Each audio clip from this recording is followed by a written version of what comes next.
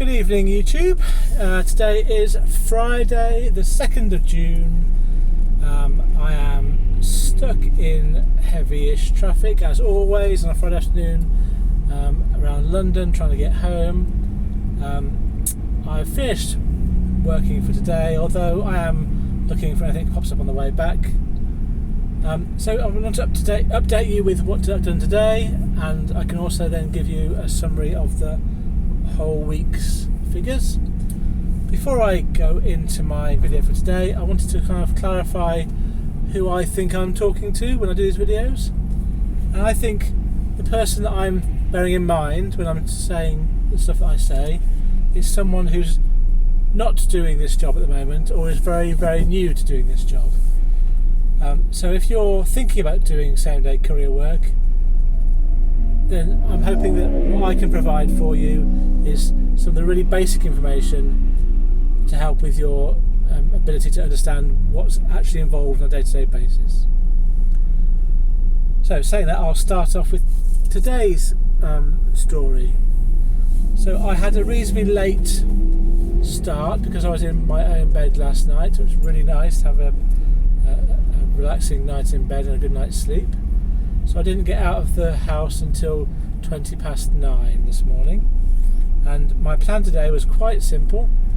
It was going to be to finish picking up my last pickup from the job that I started in Beverley, and then I had two pickups in Chelmsford and Dagenham, which was a separate job, but I thought that I would combine them in one trip because I thought I had space on my van for all the items. So I left at 9:20, went down to Stevenage, did my last pickup from my job from yesterday, and that was about an hour and a half or so. I then went across to Chelmsford to do my first pickup from today's scheduled job, and got there. It was just over an hour to get there, and then from there I came into Dagenham, and that's a bit longer. It was a bit more like an hour and 3/4, and I did my pickup at Dagenham, and then I just had to bring all the stuff back to the central warehouse in High Wycombe. And on paper that's quite simple, but I was the east side of London, Dagenham, and I had to get to the west side of London, High Wycombe. So the sat-nav said it would be an hour and 3/4. It was probably more like 2.5 hours by the time I got there. I didn't get to High Wycombe until about 4:30, 20 to 5. So I was really running short on trying to find another job. So I got unloaded, and I was basically unloaded and out of the depot by 5:05. So I kind of missed any jobs that were going to be around coming out of London before business closed. I did have a look. I sat around for a bit and had a look at jobs, and I knew that I really needed to get a job to get me home, or just a bit more money. I just needed to make a bit more money to make this week work. So a job did come up, and I bid on it. It was a job from Amersham, which was about 25 minutes from where I was in High Wycombe. It's about 13 miles. And the job itself was a small wheelbase job, 21 miles, going to DPD in Heathrow. So I bid £50, and I got it. And I left at 5:25. It was a bit tougher than I thought it was going to be, because I got the pickup okay. It was about 40 odd boxes to be shipped overnight using DPD.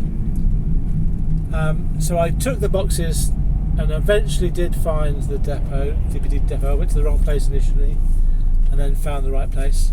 Quick tip for those people who are really new, I don't use any other sat nav other than Google Maps, and what I do is I simply put in the postcode, and get myself to within a minute or so of the location, usually on the right road. But then I'm often then putting into Google Maps the name of the company. So in this case, DPD Heathrow, and the name of the road, and that took me to exactly the right place. Often I get to a trading estate and I can't see the place that I'm meant to be going to, so I just put in the name of the company into Google Maps, and it gives me the extra little precise location. I find that has worked every time so far. Yeah, so I eventually got to the DPD depot, and there was no one around. I had to go find someone inside the depot. I won't go into detail about the experience. I'll just say it wasn't necessarily the easiest thing in the world to do. I had to, in the end, put the parcels myself onto a conveyor belt.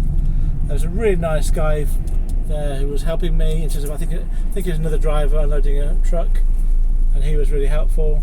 Without him I would have been stuck. And I have one observation to make about that experience.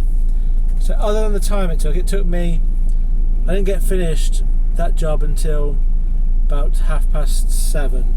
So it was really a good two hour job from start to finish.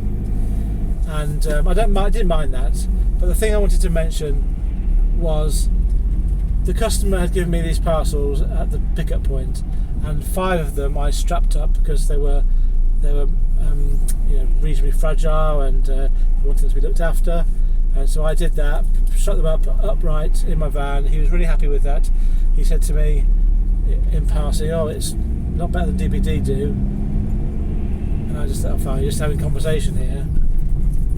And so I took the reason why I was on the job in the first place is that apparently a DPD driver had been sent out but had not found the place and just gone off and not bothered waiting. So the customer was a bit anxious that I got them there tonight, and I was pleased that I was able to help them. So I was doing a classic self-employed independent courier job of being very customer focused. I think and what I was going to say was, when I got to DPD and got them offloaded, some of them wouldn't go onto the conveyor belt, the ones that I had been stood upright because they were too big. So the guy that's helping me took them off for me. No, I gave them to him. He took them off the conveyor belt and he just chucked them on the floor. I just felt really bad for the customer that I'd taken this care to bring his stuff, point A to point B, very carefully strapped up, looked after them, and then at the other end they just plonked on the floor and no care given at all. I did speak to the shipper about it, and he said that's kind of the nature of relying on a cheap overnight shipper, and I suppose it makes a lot of sense. We as a job, we take pride and care over doing a good job because we're self-employed and we need the customers to give us more work. So we would never treat goods so shoddily. But if you're going to pay the overnight cheap rates, you're probably going to get a bad service. Well, in my experience tonight, you do get a bad service. You might get there cheaper, but will it get there in good condition? It's a really sobering thought. It makes me even more happy about the job that I do, and I do it so. We all do it so well. I know it's expensive, but you're paying for quality. You're paying for service. You're paying for care, consideration, looking after your goods. Anyway, so a bit of a learning curve for me today with that experience. And then so I'll give you my figures for today. So it will be very good figures for today because I effectively got paid for 3 jobs today, although I did most of the work for one of the jobs yesterday. So looking at today's figures, again I'm on my way home now. I have put in the figures based on when I get home, so the time and the mileage. So by the end of today I will have worked a total of 13 hours. I will have driven 351 miles. I will have earned, before my fuel, £510. That's made up of £300 from my job I started yesterday, going from Beverley to Cleethorpes to Grantham to Stevenage, those pickups, and then £160 from the job from Chelmsford and Dagenham to High Wycombe today, and then the £50 from the Amersham to Heathrow job. My fuel costs today are going to total nearly £45.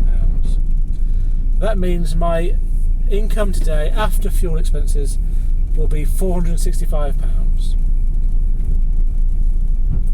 So, because it's the end of the week, I can give you my weekly figures, and with these figures I like to give you my total weekly earnings after fuel, and then my per mile earnings again after fuel, then that's per mile, every mile I drive, so including dead miles. So my earnings for the week are £946, and that's 946. And actually, to be fair, I just remembered I did have a toll for £1.50, so that's more like just under 945 roughly. So my per mile earned income for every mile that I drove, I earned 76.25 pence after fuel costs. So that's my best per mile rate yet. And as I said in a previous video, I regard those two figures as being important for this job, because I regard the total amount that I earned as an indicator about how hard that I've worked this week, and the per mile rate is how cleverly I've worked this week. So I'm pleased with that. And my final point about my weekly target is that was over 4 days. So I'm trying to achieve £250 after fuel. So that would be for a 4-day week for £1,000. So I'm only £55 off meeting my target for this week. So I'm pretty pleased with that. That's not bad at all. I wanted to ask a question at this point, because I do listen to my videos, and I'm never quite sure whether I'm able to be fully impartial about them.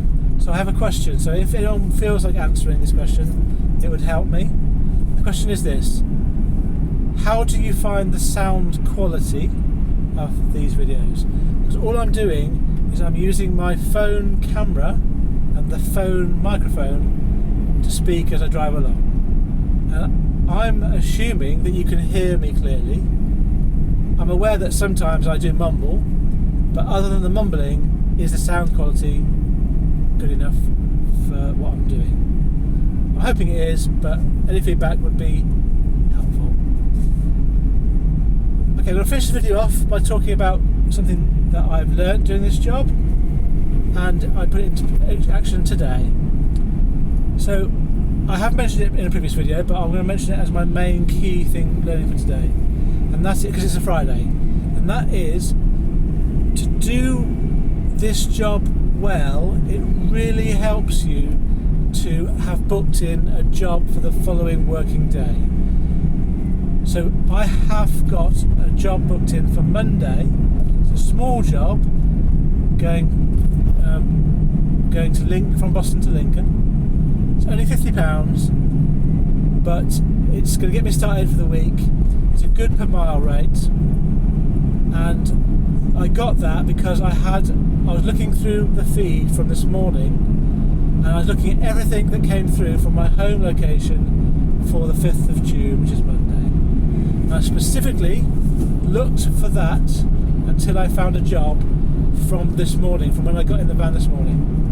So my tip is, whenever you've got nothing for the following morning, even if it's the morning of the day before, or the morning of the last working day, look all the time for that job that pops up on the next working day. I got, I think, a good rate because I was early with a bid for it, and I find that the ones that are advertised on a Friday morning, Friday afternoon for the Monday, you can pretty much, if you're quick enough, get whatever rate you want. I think this one it covered it. The shippers want to put the job covered in that case. Now I might be wrong because I'm not that experienced, but I get an impression that if you're quick enough and you're early enough, you get a bit more leeway from the shipper in terms of pricing. So I've got a job for Monday. I learnt about searching for jobs very early on, and that's what I'm passing on to you guys today if you're new to this job. Thank you very much for listening to my video. What have you learnt today?